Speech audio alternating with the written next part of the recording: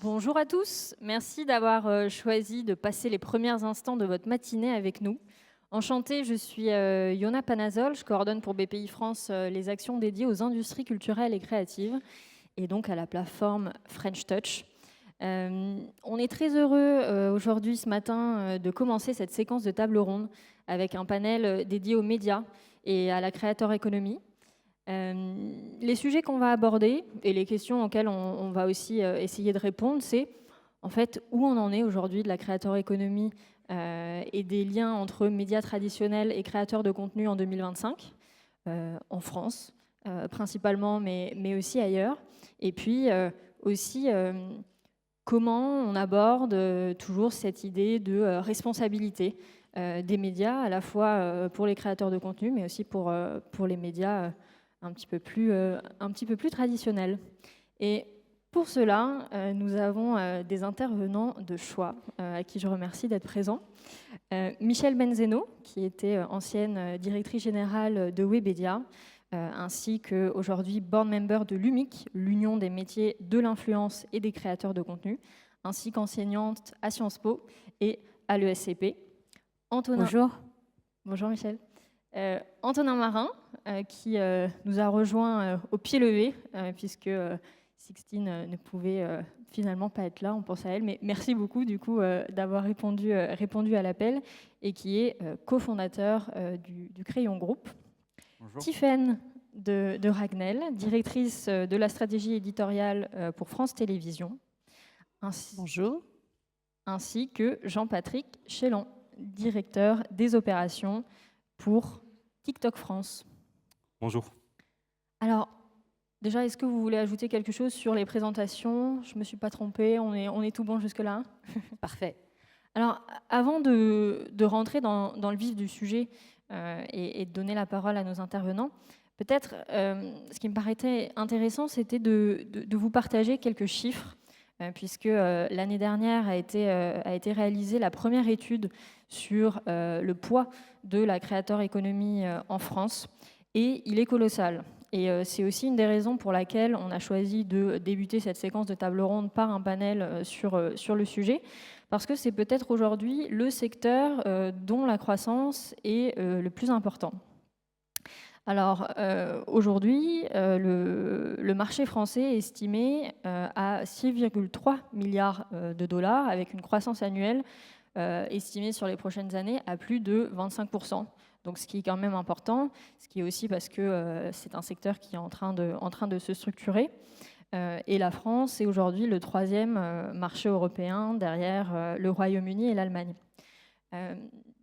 La raison aussi pour laquelle, chez BPI France, on a à cœur de suivre ces tendances-là et d'accompagner les créateurs de contenu ainsi que les métiers périphériques, c'est que ça représente 1,5 million d'emplois. Alors, un tiers d'emplois directs, de créateurs de contenu et de monteurs de vidéos, enfin voilà, les métiers directs, mais aussi toute une panoplie d'emplois périphériques et qui font vivre cette économie. Voilà.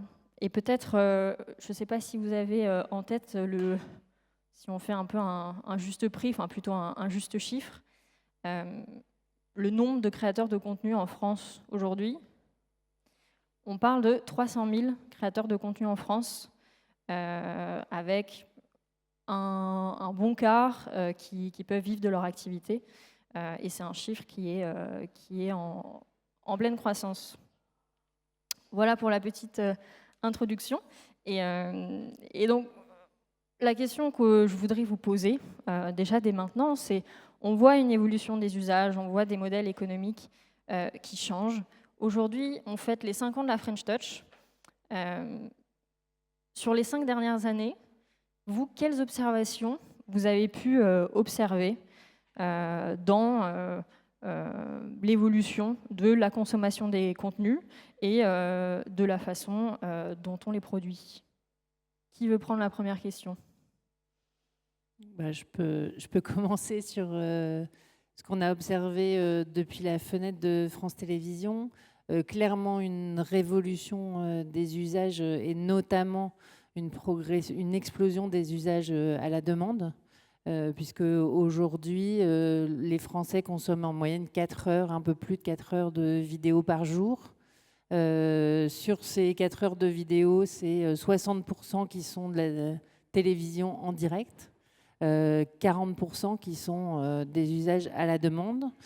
Dans ces usages à la demande, il y a la consommation de la télévision historique à la demande, ça représente une petite part, mais il y a surtout une progression très significative des usages de la SVOD, c'est à peu près une demi-heure par jour sur les 4 heures, et des usages des réseaux sociaux et des plateformes vidéo, c'est 1 heure par jour par Français.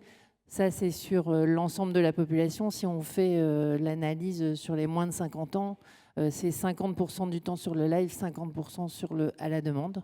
Et sur les plus jeunes, c'est encore majoritairement basculé à la demande. Donc ça, c'est la première révolution. Et la deuxième, ce qui va avec, qui va de pair, c'est la submersion des contenus. Et du coup, la demande de plus en plus forte de personnalisation. Donc, je pense que ces 3 tendances-là, elles sont très fortes et elles sont qu'au début. Michel, vous vouliez rebondir ? Alors bonjour à tous. Déjà, je suis très heureuse de voir que la salle est comble dès lors qu'on parle de convergence entre les médias traditionnels et créateurs. Et on a là un panel assez représentatif de ce qu'on va raconter, mixte, des plus jeunes, des très jeunes, des moins jeunes. Moi, je voulais juste vous dire que, imaginez-vous qu'il y a 20 ans, c'est il n'y a pas si longtemps, il fallait attendre le signal de la chaîne de télévision qu'on regardait pour consommer son programme et être spectateur. Aujourd'hui, il suffit de glisser son doigt sur un écran et en fait, on devient la télécommande. On passe vraiment d'une consommation linéaire à une consommation complètement algorithmique. Et donc, je vais lire un article, consommer une vidéo, commenter, interagir et scroller indéfiniment. Et donc, en fait, le fait qu'on soit passé du terrestre au numérique a complètement chamboulé notre rapport au contenu, notre rapport au temps, notre rapport à l'attention, notre rapport aux marques. Et on vit une vraie révolution. Et pour moi, il y a 2 mots majeurs que j'aimerais vous partager ce matin. C'est hybridation et convergence. C'est-à-dire qu'aujourd'hui, on consomme tous de plus en plus nos réseaux sociaux, et en l'occurrence YouTube, sur les écrans de télévision. C'est plus de 20 millions de Français aujourd'hui. Les médias diffuseurs traditionnels deviennent des plateformes. Et ils mettent au cœur du réacteur l'expérience numérique, qui est un vrai relais de croissance. Et en même temps, les plateformes de SVOD deviennent des chaînes de télé. Et ils intègrent aussi tout ce qui est lié à la publicité comme modèle économique. Et les créateurs de contenu deviennent des médias, parce qu'ils ont vraiment réussi à transformer leur communauté en actifs. Donc toutes nos frontières et tous nos présupposés tombent. Et moi, je trouve ça assez fantastique. Et y compris sur les revenus, le business model économique, on va en parler.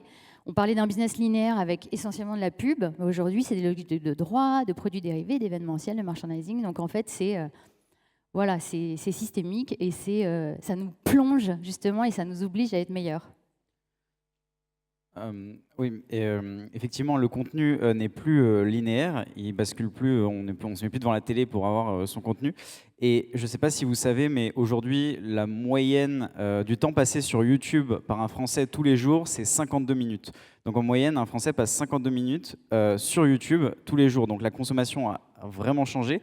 Et le deuxième moyen d'utilisation de cette plateforme-là, c'est la télévision. Donc les usages vraiment sont en train de changer. Et si je prends un exemple récent qui est, je ne sais pas, peut-être vous l'avez vu, le débat entre Éric Zemmour et Raphaël Glucksmann. Personnellement, moi, je ne l'ai pas regardé sur LCI en direct. Je l'ai vu en replay. Et j'ai même regardé un react de Kliman Viktorovitch qui analysait la vidéo sur YouTube. Et donc c'est comme ça aujourd'hui que la consommation évolue et change aussi de cette manière-là. Donc voilà. Non, je suis complètement d'accord sur les sujets. Merci d'organiser ce type de discussion parce que je pense qu'en fait, ce qu'il faut que vous arriviez à comprendre, c'est qu'on se parle beaucoup de créateurs économiques qui arrivent ou de choses qui se développent, mais on est vraiment au cœur de cette créateur économie-là, de ces convergences-là. C'est un état de fait. qu'on essaie toutes et tous d'accompagner, justement, de contribuer, parce qu'il y a des choses auxquelles on croit et on pense qu'il y a véritablement de la valeur. Je suis d'accord sur la convergence. En effet, il y a de plus en plus de collaboration entre des médias, entre des créateurs, entre des plateformes. Le rôle des plateformes est vraiment de venir en support. Et si on zoome un petit peu plus sur une partie contenu, ce qu'on a pu observer, c'est des contenus un petit peu plus longs. Alors, long à l'échelle de TikTok, c'est plus d'1 minute, 1 minute 30, mais ça va aussi aller chercher des contenus plus longs. On voit que les podcasts deviennent de plus en plus longs aussi, de plusieurs heures, qu'on va écouter en faisant du jogging ou en faisant autre chose. Et c'est aussi, initialement, les plateformes étaient une source de divertissement. Lorsque vous venez sur TikTok, vous venez pour vous divertir, mais vous venez aussi maintenant pour apprendre des choses et pour aiguiser votre esprit critique et votre curiosité. C'est un usage qu'on a remarqué à travers beaucoup de marchés, en particulier la France depuis quelques années, où initialement c'est venu avec des savoirs académiques. Donc je viens sur TikTok pour apprendre des nouvelles choses, ce concept de maths que j'ai jamais réussi à comprendre au lycée, ces règles de grammaire sur lesquelles je me trompe tout le temps. Et en fait, ça a petit à petit évolué vers comprendre le monde dans lequel on vit, les affaires publiques, la géopolitique, l'économie, qui sont aussi très liées à l'actualité. On a de plus en plus de demandes autour de ces sujets-là, qui du coup créent une offre de contenu avec, on le disait, des créateurs qui deviennent des vrais médias d'information, des médias d'information qui peuvent aller chercher une audience additionnelle et derrière de se servir vraiment de ces plateformes comme une source d'accès à de l'information. Merci à tous. Tiffaine, j'ai envie de vous poser en première cette question-là. C'est donc France Télévisions travaille au croisement entre création audiovisuelle, c'est aussi un service public. Comment aujourd'hui vous développez des nouveaux usages, vous les abordez, et en fait qu'est-ce que ça change pour une chaîne publique comme France TV? Ce qu'on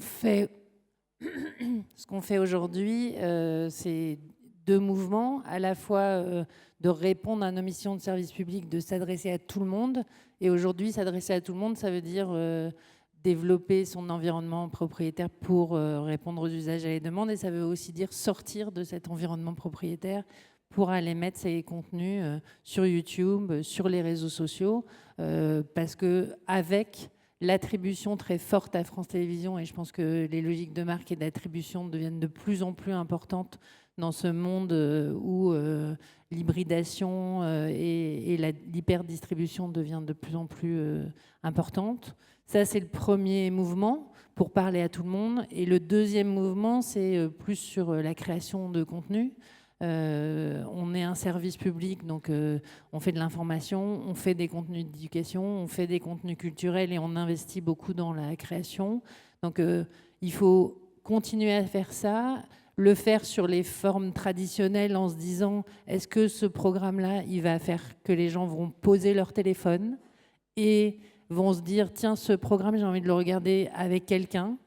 Je pense que la série Des Vivants qu'on a lancée à l'occasion de la commémoration du 13 novembre, c'est un très bon exemple d'un contenu qui nous ramène à ce que c'est qu'être humain. Et je pense que cette série-là, on la regarde sans son téléphone, même si on en a vu des extraits, des interviews, beaucoup sur les réseaux sociaux et sur d'autres environnements. Donc ça, c'est le premier axe. Mais ça ne veut pas dire qu'on se dit qu'on fait des contenus mieux que les autres et qu'il y a des très bonnes choses à prendre dans tout ce que proposent les créateurs de contenu. Donc il faut qu'on arrive aussi à nouer des partenariats avec eux pour interroger est-ce que le format long c'est la panacée, est-ce qu'il faut complètement déformater, est-ce qu'il faut hybrider. Donc on le fait de plus en plus dans un double mouvement qui est à la fois de se dire est-ce que les créateurs de France Télévisions ou les incarnants de France Télévisions, ils ont une place dans cet environnement-là pour raconter autre chose, pour adapter aussi le contenu qu'on propose. Et l'autre mouvement, c'est comment on peut accueillir ces créateurs de contenu, soit sur des événements qu'ils ont créés eux. On peut revenir sur le succès récent du GP Explorer, qui est un succès pour France Télévisions, mais ça renforce encore le succès de cet événement sur les environnements sociaux où il a été créé. Donc c'est vraiment gagnant pour tout le monde. Au final, sur France Télévisions, on touche plus de 6 millions de personnes. C'est 1,2 million d'audience moyenne sur France Télévisions. Donc c'est autant sur Twitch avec la diffusion traditionnelle du programme. Nous, on touche un public plus jeune qui viendrait peut-être pas naturellement le dimanche à 18h sur France 2. C'est 42 ans d'âge moyen pour France 2. Et par ailleurs, je pense qu'on découvre aussi des nouvelles manières de produire, des nouvelles relations à l'audience avec des communautés qui sont hyper engagées, hyper impliquées. Donc le dernier enseignement, c'est justement comment on est un mass média. On s'adresse à tout le monde, mais comment s'adresser à tout le monde aujourd'hui, ça veut dire accepter de s'adresser parfois à des communautés plus petites, mais très affinitaires. Donc c'est comment on gère cette question du lien très fort avec une audience. Merci. Michel, Tiffaine parlait du GP Explorer, de collaboration avec les créateurs de contenu. Vous évoluez dans le secteur depuis plusieurs années, mais bon, avant d'arriver à un GP Explorer et à des collaborations, tout ça n'était pas forcément évident. Et puis on voit aujourd'hui aussi une maturité de la créateur économie dans sa structuration. Comment on en est arrivé là? Comment ça s'est passé? Alors on oublie aussi de dire que c'est pas un phénomène nouveau. Je veux dire, YouTube a fêté ses 20 ans cette année, donc là on est au pic du réacteur parce qu'on parle de convergence avec les médias traditionnels, mais il y a encore 10 ans, on se parlait d'influenceurs, créateurs. Il y avait des pionniers de YouTube qui dépassaient le million d'abonnés. On avait une approche très monoplateforme. Et les thématiques majeures, on était plutôt sur de l'humour et du jeu vidéo. Avec la multiplication des plateformes, du nombre de thématiques, aujourd'hui, on peut trouver du sport en passant par la tech, l'edutainment, le cinéma, que sais-je, de la politique, de l'information. Il y a eu aussi un développement.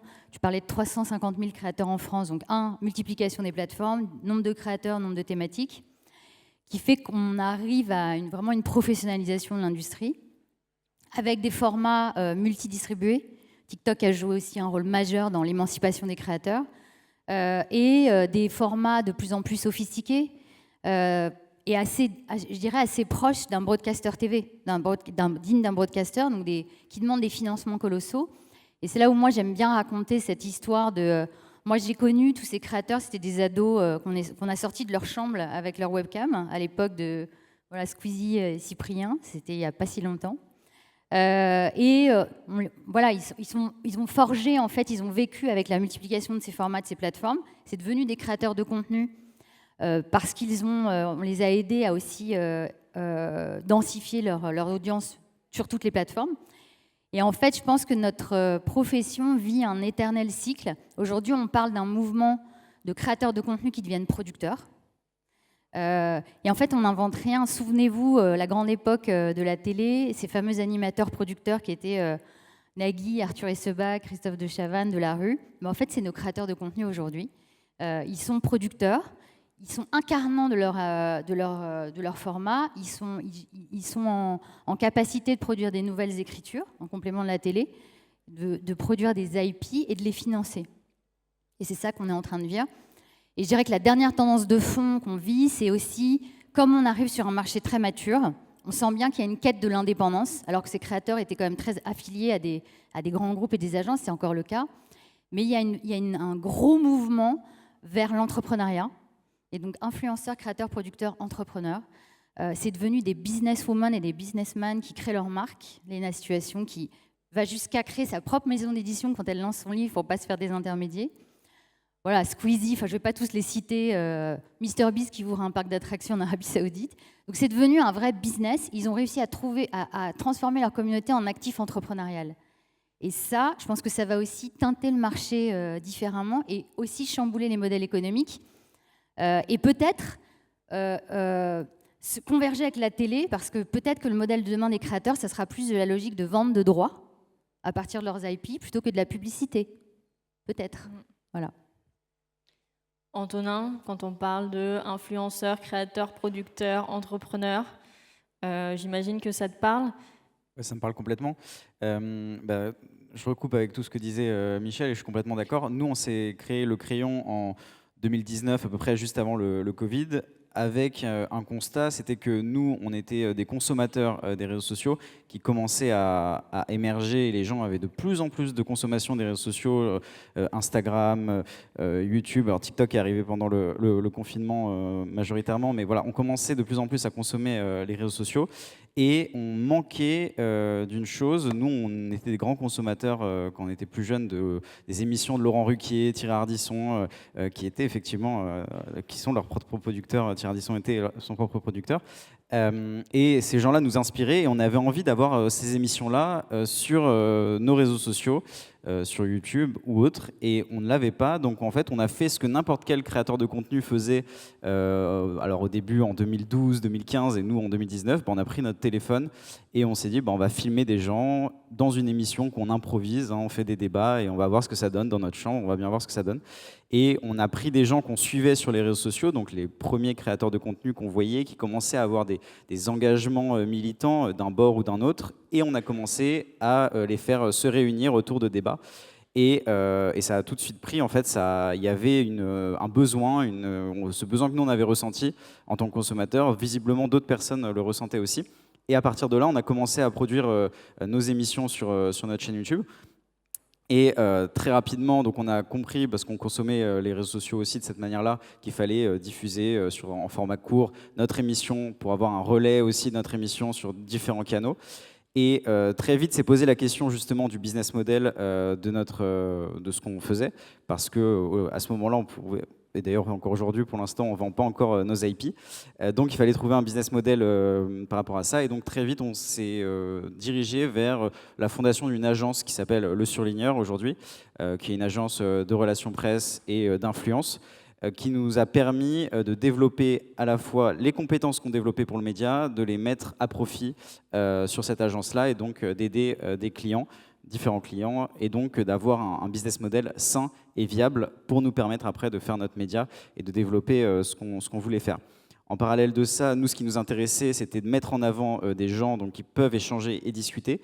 Nous, on ne voulait pas forcément se mettre en avant sur le média, mais on avait très vite compris qu'on était dans une ère du personal branding, on était dans une ère où les créateurs de contenu majoritairement aujourd'hui qui existent, ils existent aussi parce qu'ils incarnent leurs propos, ils sont incarnants de leur message. Et donc nous, en tant que fondateurs, on est 4 fondateurs, Jules, Valran, Sixtine et moi-même, on a chacun développé nos canaux personnels sur les réseaux sociaux en tant que créateurs de contenu individuels sur les réseaux sociaux. Et c'est comme ça qu'on s'est développé petit à petit jusqu'à arriver aujourd'hui.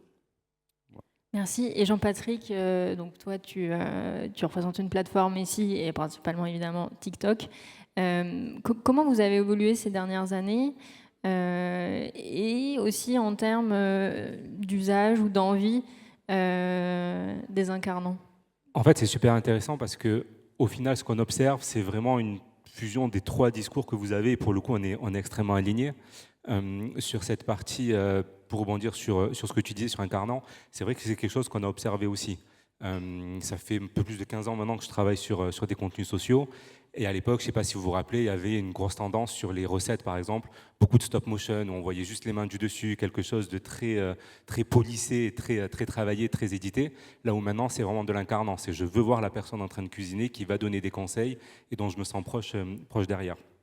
Sur les médias, comme je disais, notre rôle, c'est vraiment de venir en support et d'aller chercher des audiences additionnelles. Les 2 grands axes vraiment de notre équipe, c'est à la fois de distribuer du contenu en créant des partenariats avec des médias et de l'autre, de permettre la découverte de nouveaux talents. Sur la distribution de contenu, l'idée, c'est de dire en effet, on a un canal de diffusion additionnel qui va chercher une audience qui peut être soit plus jeune, plus spécifique. Et vraiment, le cœur de TikTok, c'est ces communautés de fans. Toute l'idée de TikTok, c'est d'arriver à capitaliser sur ces communautés de fans qui se réunissent autour d'un sujet.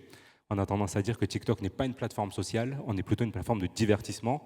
Lorsque vous venez sur TikTok, vous connectez avec des gens qui ont les mêmes centres d'intérêt que vous. Vous venez pas forcément pour connecter avec des gens de votre entourage proche, votre famille, des collègues de travail. Vous venez pour connecter avec des gens qui aiment la même chose que vous et qui vont faire des recommandations derrière. La recommandation, c'est vraiment le cœur de la plateforme.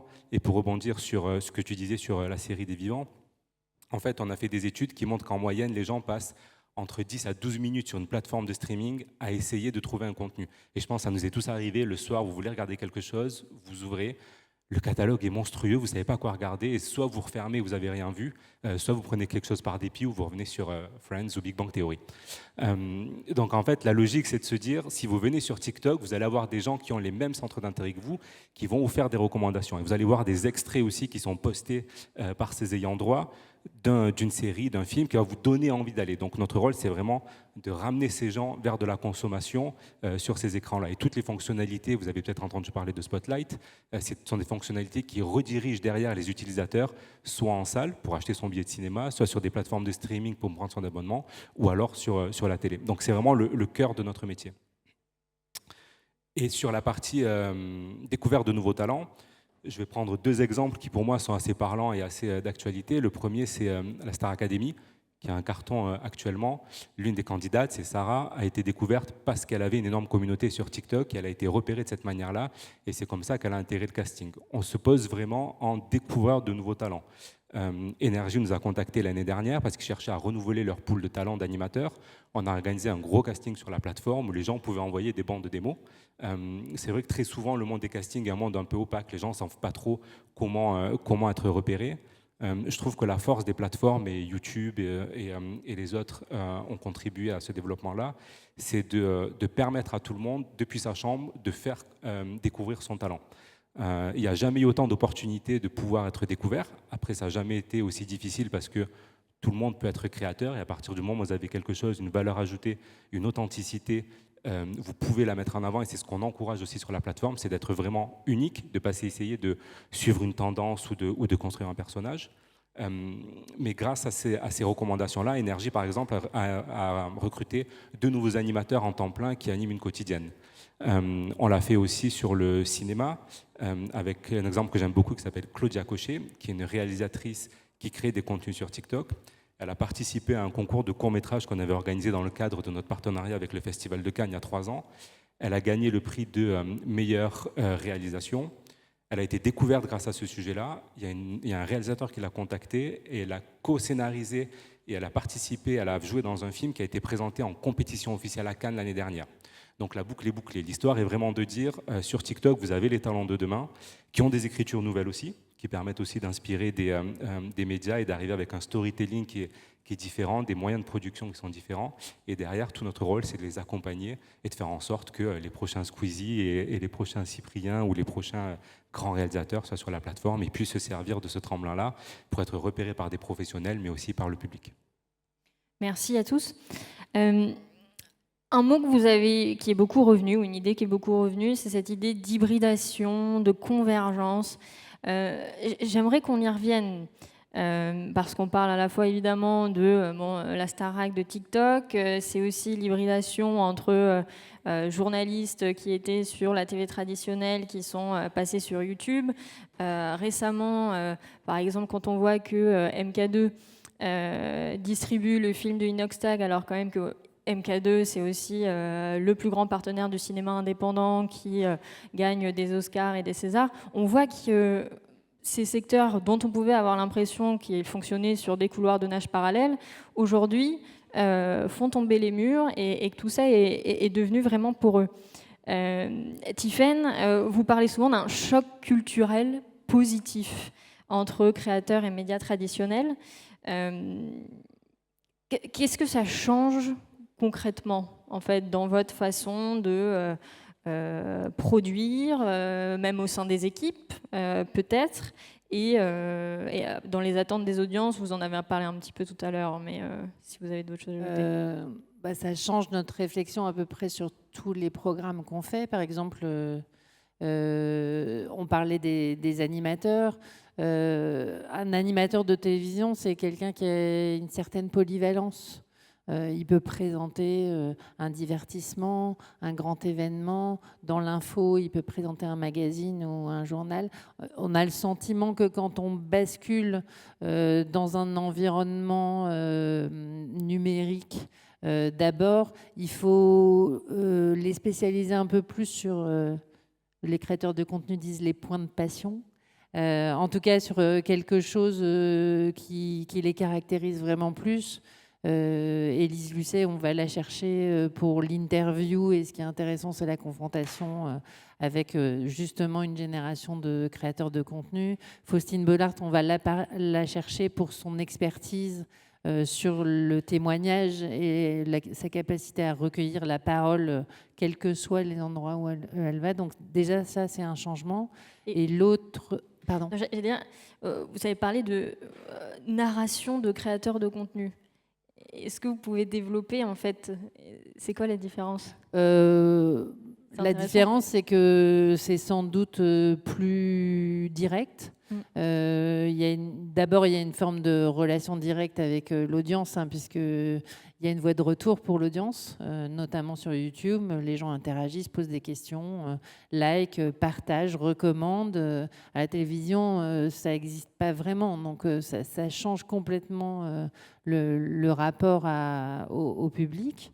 Et on essaye d'exploiter ça sur beaucoup de contenus, soit sur nos grands événements, où on se pose systématiquement la question, notamment sur le sport, de comment on peut les faire exister avec des créateurs de contenu qui apportent un traitement spécifique.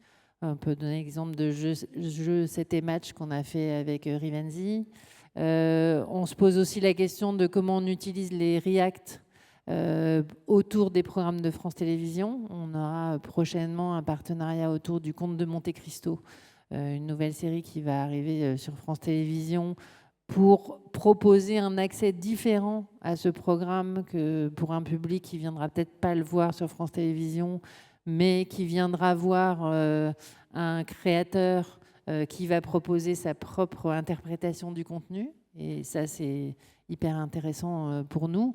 Donc, il y a plein de manières de le faire, et en fait, on se pose un peu la question à chaque fois. Après, il faut trouver le bon incarnant. Qu'est-ce qu'il apporte de spécifique? Est-ce que c'est cohérent avec ce que France Télévisions a envie de raconter?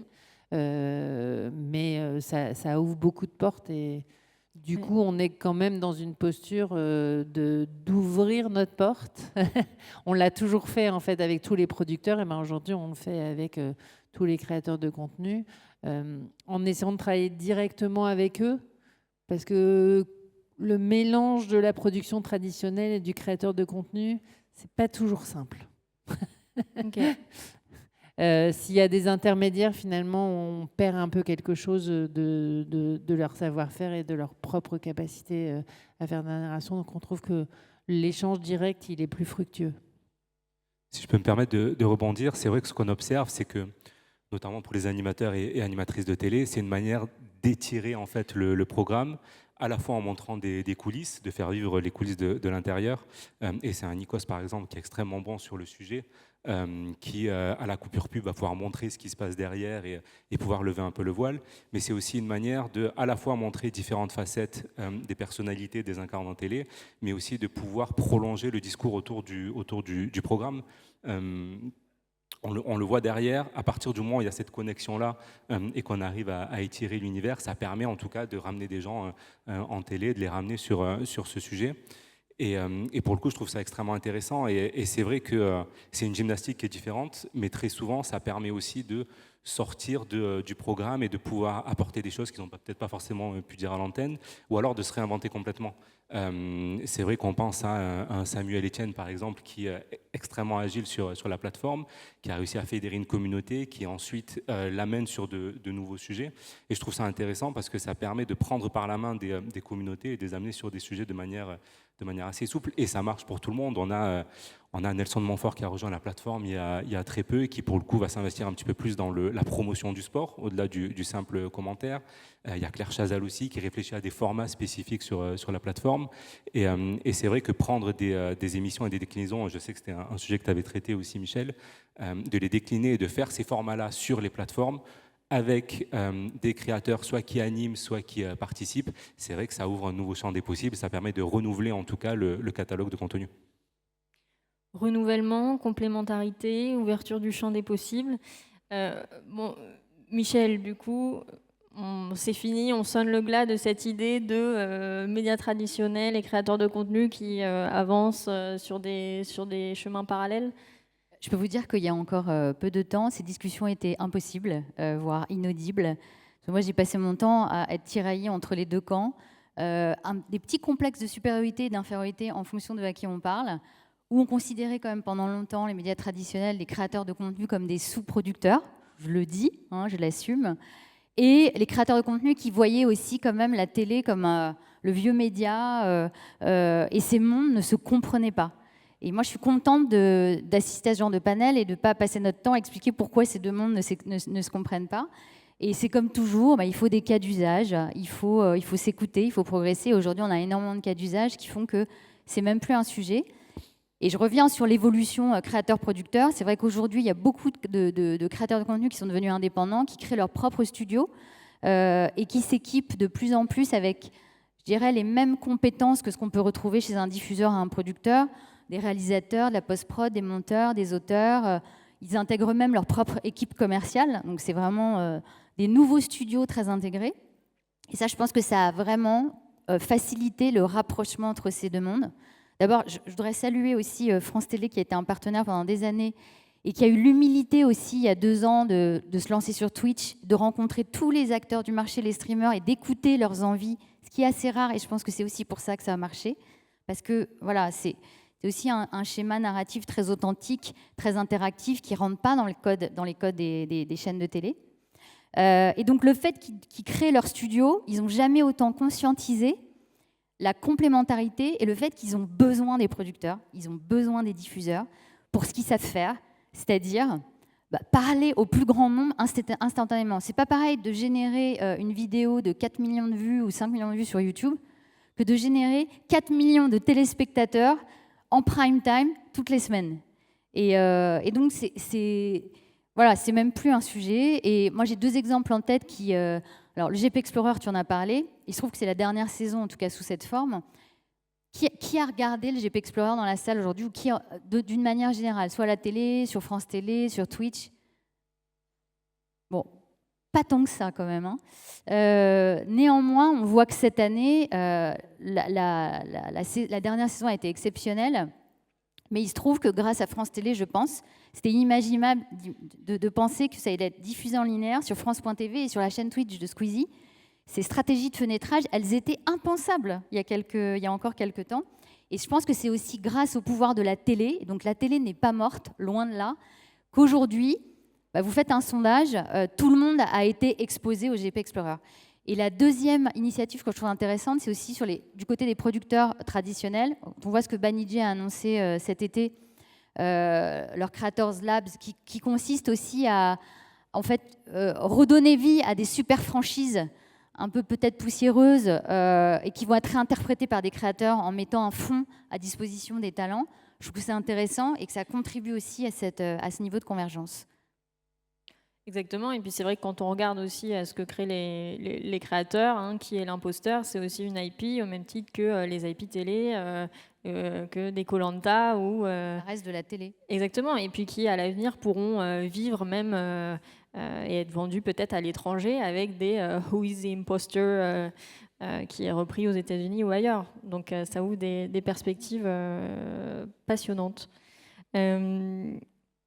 Antonin, sur ce sujet-là, tu es quand même le créateur de contenu du panel. Est-ce que ça résonne ce que disait Michel et comment cette double identité, elle vous apprend sur la manière dont créateurs et médias et comment vous, en fait, vous collaborez? Est-ce que tu as des exemples chez le Crayon? Déjà, pour revenir sur ce que Michel disait, effectivement, il y avait beaucoup de méfiance pendant un moment entre la télé, les créateurs de contenu.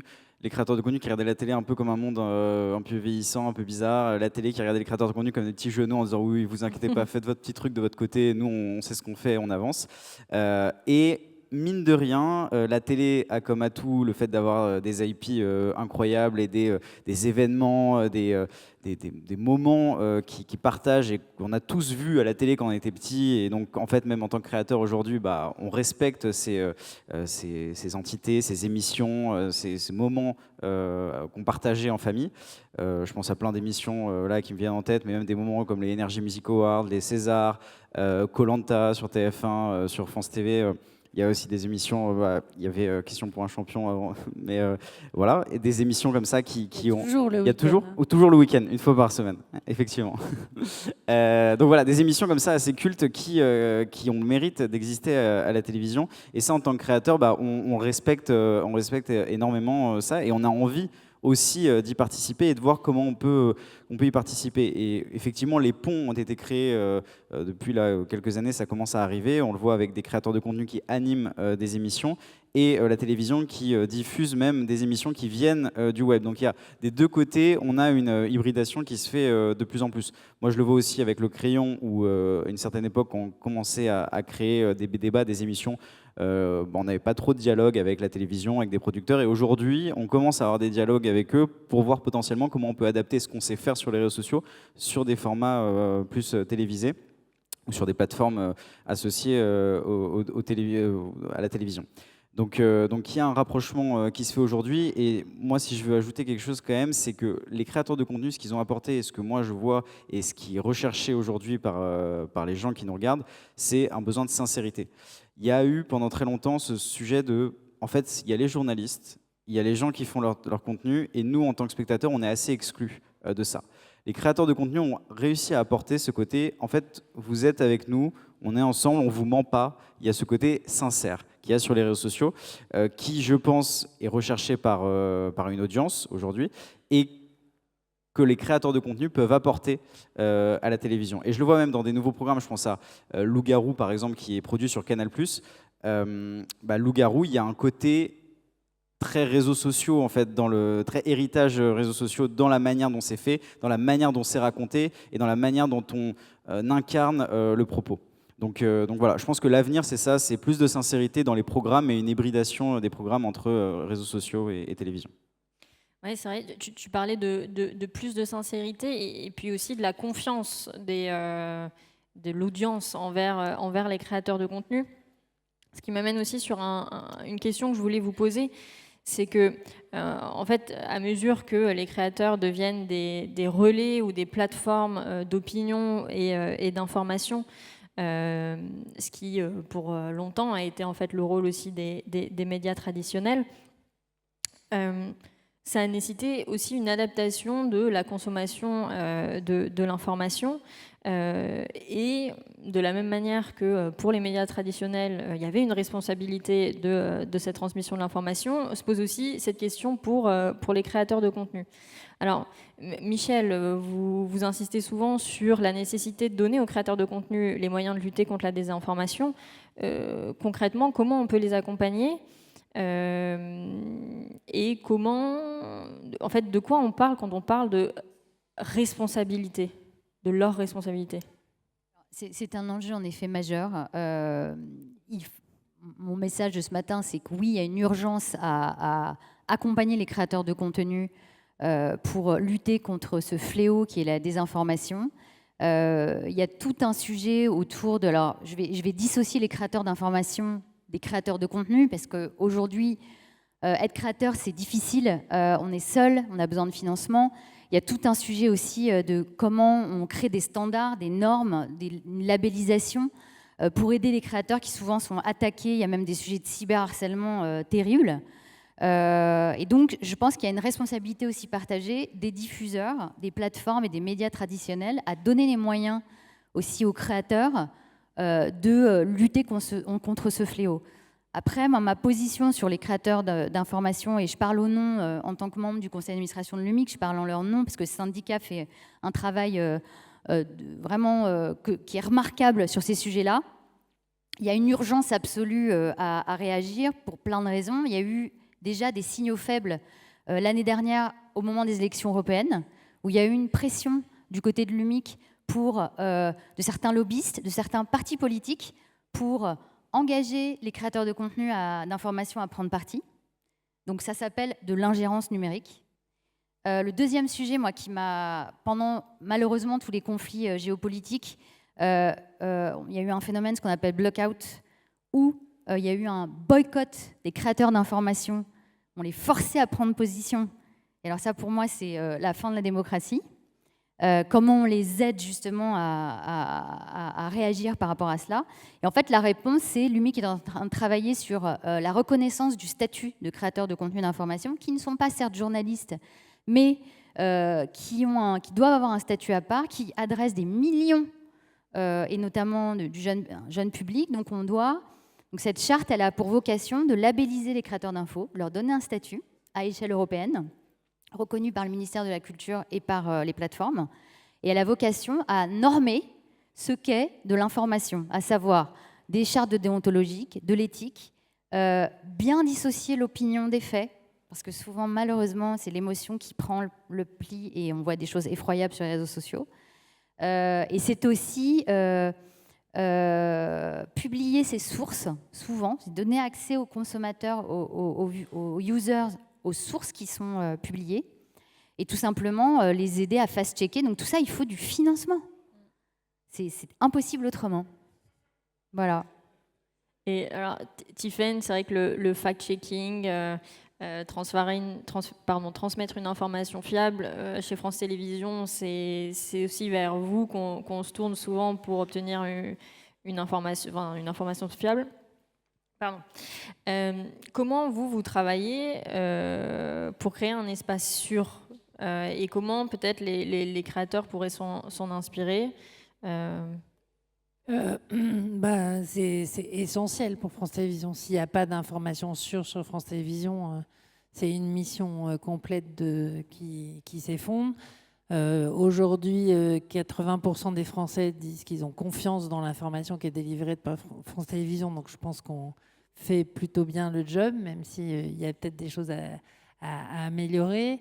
On fait ce travail en d'abord garantissant un environnement où on fait travailler des journalistes qui vérifient l'information, qui ne donnent pas leurs opinions et qui essayent de traduire les faits avec le plus de professionnalisme possible. Et on le fait dans un environnement qui est assez bien identifié autour d'une marque en plus qui est commune à l'ensemble de l'audiovisuel public, qui est France Info, qui existe dans l'ensemble des environnements. Hein. On peut regarder un programme sur France Info, on peut l'écouter à la radio, on peut le lire sur le numérique ou regarder cette vidéo dans l'ensemble des environnements numériques. Donc d'abord, il y a cette espèce de label de l'information du service public qui peut vivre n'importe où et qui est une manière de garantir que c'est une information fiable. Ceci dit, ça ne nous empêche pas de s'interroger justement sur comment on peut travailler avec des créateurs de contenu et voir ce qu'ils apportent. Ils apportent notamment beaucoup de choses sur la capacité, enfin, ils répondent à un besoin des téléspectateurs sur leur capacité à expliquer assez simplement l'information. Je crois qu'Hugo Décrypte a dit récemment dans une conférence que sa promesse c'était de rendre l'information intelligible pour tout le monde. C'est ça la marque Hugo Décrypte et c'est ça qui fait son succès. Peut-être que nous, il faut qu'on s'améliore là-dessus et qu'on parle un peu moins avec des mots codés que les gens ne comprennent pas toujours, qu'on soit capable de mettre en perspective. Donc ça nous oblige à regarder, à regarder ce qu'on fait. Parfois, ça nous invite à leur tendre la main, parce que Hugo Décrypte a fait un passage chez France Télévisions, plutôt autour de la para-information que dans l'information complètement, parce que lui, c'était son souhait, et puis nous, c'était plus simple de ne pas trop mélanger des gens. Donc ça, c'est des types de partenariats qu'on peut faire, et je pense que lui, ça lui apporte aussi de la légitimité sur le travail qu'il fait. Donc voilà comment on le fait, en ne renonçant jamais à la partie label. Et l'autre chose qu'on fait sur l'information avec des talents un peu à la manière des créateurs de contenu, c'est toute l'information pour les enfants. Parce que c'est un champ qu'on est les seuls à faire. Je pense qu'il n'y a que le service public qui fait de l'information pour les enfants. On a commencé il y a très longtemps avec Un jour une question, et ça s'est poursuivi avec C'est quoi l'info? Pardon, je vais y arriver. Qui est plutôt pour les 11-17 ans, et Mission Info. Donc je pense que la force du service public, c'est aussi d'aller chercher les bonnes personnes, puisqu'on a fait un partenariat avec Milan pour Un jour une question. On a fait travailler des journalistes de la rédaction, mais qui sont venus spécifiquement pour c'est quoi l'info. Et par contre, le contenu, il est distribué partout. Donc sur l'information, je pense qu'on est assez exigeant, et du coup on est quand même envie de garder la production de cette matière en interne. Et Tiffaine, je fais juste une remarque par ce que tu disais dans la complémentarité médias traditionnels, créateurs de contenu. Ce que vous apportez, et ce qui est remarquable, c'est le débat contradictoire. Tu vois, je regarde toutes vos essais ce soir, etc. Tu parles du Go Decrypt qui est dans vraiment la vulgarisation et les faits, mais ce dont on a besoin pour aussi lutter contre la désinformation, c'est bien l'esprit critique et le débat contradictoire qui est apporté par les grands médias. Et ça, je pense qu'il faut le revendiquer. Tout à fait, et pas le commentaire. Enfin, c'est vraiment le débat contradictoire et pas le commentaire. On voit beaucoup que ce qui fait le succès de beaucoup de créateurs sur les réseaux sociaux ou sur les formats numériques, c'est d'être dans le commentaire sur l'information et de donner son opinion. Ça, c'est un champ que France Info, France Télévisions n'investira pas. C'est vraiment pas ce qu'on souhaite faire, et c'est pas la mission du service public. Jean-Patrick, je crois qu'aujourd'hui, TikTok est la première plateforme d'information des moins de 25, c'est ça? Tu m'arrêtes si je crois. Hein. Je te laisse continuer. Non, mais ma question, du coup, c'est comment cette responsabilité, vous l'envisagez, et comment vous luttez à votre niveau contre la désinformation? Quel est votre regard? En fait, ce qui est important pour nous, c'est justement de collaborer avec des gens dont c'est le métier, des gens dont c'est l'expertise. Lorsqu'on parle de désinformation ou de protection des créateurs, c'est important pour nous de collaborer avec l'UMIC, justement de venir soutenir ces actions-là et de pouvoir apporter, nous, notre expérience et notre vision, et de pouvoir aider ces entités-là à porter ces sujets. Et sur la désinformation, on travaille avec plus de 15 vérificateurs de faits à travers le monde. En France, c'est l'AFP, avec qui on a un partenariat depuis plusieurs années maintenant, et avec qui on va régulièrement aller chercher des campagnes spécifiques sur la désinformation, sur l'éducation aux médias, média littératie en anglais. Donc sur tous ces sujets de comment est-ce que j'arrive à comprendre qu'une information est légitime, sur l'intelligence artificielle aussi, dont on n'a pas parlé, mais comment est-ce que j'arrive à comprendre qu'une information est potentiellement modifiée, quels sont les détails que je peux observer pour ensuite continuer à aiguiser mon esprit critique, et au final offrir un écosystème le plus simple possible, à la fois à des acteurs comme France TV sur l'information, ou alors des créateurs derrière, pour qu'ils puissent en effet continuer à nourrir le débat public, le débat contradictoire, sans avoir une course-like derrière. On est vraiment dans une logique de décryptage, une logique d'analyse, une logique d'aller un petit peu plus loin. On parlait tout à l'heure des formats longs. Ça permet justement de prendre le temps de développer une idée et de ne pas juste envoyer une hot news ou une breaking news en quelques secondes. On fait des campagnes aussi avec plusieurs associations, notamment autour du harcèlement. On a fait des lives aussi avec... C'était il y a quelques premiers ministres en arrière, mais avec Elisabeth Borne et Loopsider, justement autour du harcèlement scolaire. C'est vraiment des sujets où on collabore avec d'autres personnes qui ont cette expertise, qui nous aident à nous améliorer et qui nous aident à créer cet écosystème. Merci. Et alors Antonin, je sais qu'avec le surligneur et le crayon, vous êtes engagé dans à la fois la pédagogie, le fact-checking auprès des jeunes audiences. Je voulais te poser aussi la question de ton point de vue en tant que créateur de contenu, parce que c'est vrai que quand on parle de sujet, on touche aussi à de grandes valeurs qui sont la liberté d'expression et la liberté créative. Comment vous abordez ce sujet-là Oui, non, tout à fait. On a parlé du débat contradictoire qui est proposé par France Info et France Télé. Nous, c'est aussi ce qu'on propose sur le crayon, donc du débat, des émissions. On peut avoir des gens qui ne pensent pas de la même manière pour justement permettre d'aiguiser son esprit critique. Ça, c'est ce qu'on propose sur le crayon, mais je pense la question qui se pose un peu autour de tout ce qu'on a dit là sur l'information, on a évoqué un peu le sujet des élections, c'est 2027. Globalement, quel rôle vont avoir les créateurs de contenu, quel rôle vont avoir les médias traditionnels, comment tout ça va s'articuler en 2027 sur une élection majeure qui arrive en France.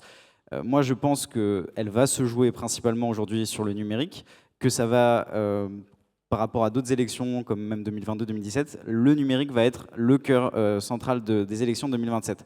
Donc maintenant, c'est comment chacun des acteurs se positionne pour réussir à faire valoir justement une information vérifiée, des faits bien, et que tout ça ne soit pas que de l'opinion, que ça ne résulte pas de l'opinion et qu'il y ait un candidat qui soit influencé plus qu'un autre. Que toutes les règles soient bien respectées, que toutes les règles du débat démocratique soient bien respectées.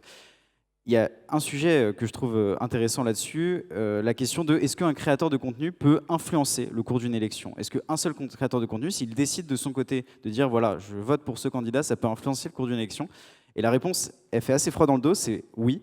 En fait, il y a une étude qui a été menée en 2024 sur un youtubeur allemand pendant les élections de 2019, les élections européennes de 2019, un youtubeur allemand qui est l'équivalent du Squeezie allemand, qui a fait une vidéo de 50 minutes pour dire pourquoi il ne faut pas voter pour Angela Merkel. Et les chiffres montrent, donc l'étude a été réalisée en 2024, donc quelques années après pour pouvoir étudier les fluctuations, les chiffres montrent que, après sa vidéo, les jeunes, majoritairement en tout cas ceux qui le suivaient, alors que certains voulaient voter pour Angela Merkel, ont décidé de voter pour le parti des écologistes notamment. Il a fait influer le cours de l'élection et ça a fait perdre littéralement les élections à Angela Merkel. Et donc ça, aujourd'hui, c'était en 2019, aujourd'hui on est en 2025, donc l'influence d'un créateur de contenu est d'autant plus grande.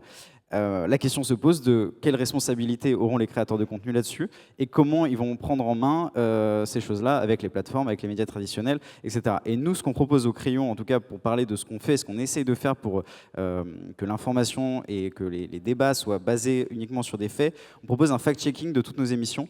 Donc on retrouve en anglais, là je parle des émissions YouTube, mais on le fait aussi sur des formats courts, tout ce qui va être dit et énoncé dans la vidéo, tous les propos déjà doivent être basés sur des faits, et tous les faits sont mis en description de notre vidéo, minute par minute, donc on peut vraiment retrouver minute par minute les sources de ce qu'ont dit les invités, et si ce n'est pas le cas, la contradiction apportée en disant bah voilà, les faits disent le contraire et c'est pas le cas sur ce qui a été énoncé là. Donc voilà, je pense qu'effectivement notre responsabilité à tous va être déterminante pour les élections à venir. Merci.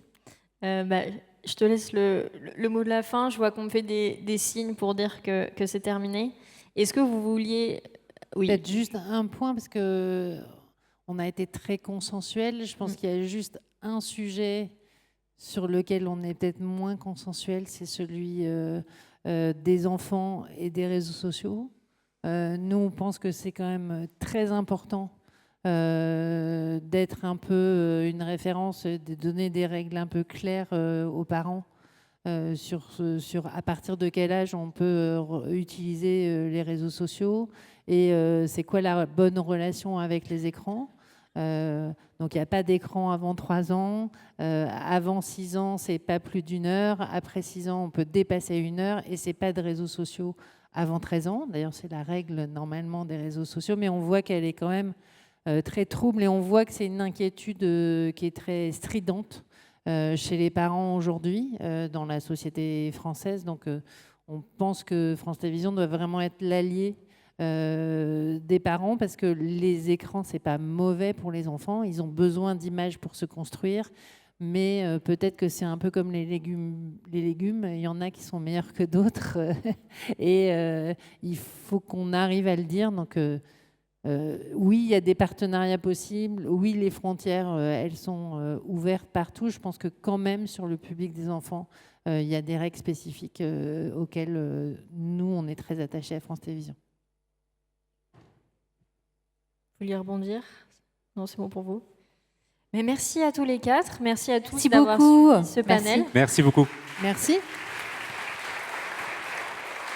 Et si vous avez des questions, on vous attend dehors, en dehors de la salle. Merci.